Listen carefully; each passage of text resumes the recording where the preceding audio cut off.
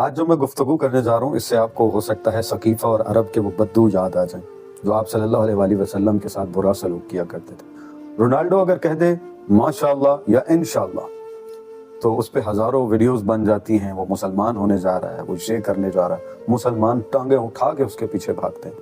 हम जो रसूलुल्लाह के उम्मती 1400 साल से अहले तशय्युह आपको कह रहे हैं हम आपके भाई हैं।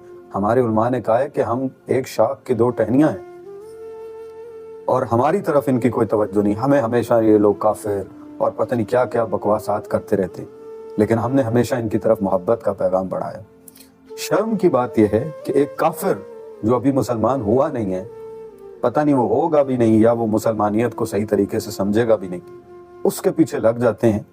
और अहले तशय्युह जो रसूलुल्लाह को मानते हैं, जो अल्लाह को वहदहू ला शरीक मानते हैं, अहले बैत से प्यार करते हैं, उनकी दुश्मनी में ये इस हद तक चले जाते हैं कि ये उनकी इज्जत का ख्याल भी नहीं रखते बात करते हुए। आपने देखा ये सोशल मीडिया पे किस तरह से बदतमीजी और यलगार में ये मुलव्विस बेबाक लोग, दिमाग से आरी, अक्ल से पैदल, ज़ईफुल अक्ल ज़ईफुल नफ्स इंसान किस तरह से मौला के शियों पे लान तान ताना जनी करते हैं।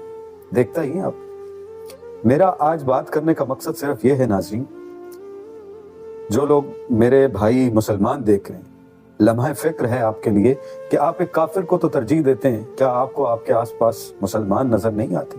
क्या आपको आपके शिया भाई नजर नहीं आते? क्यों आप ट्रोलिंग करते हैं?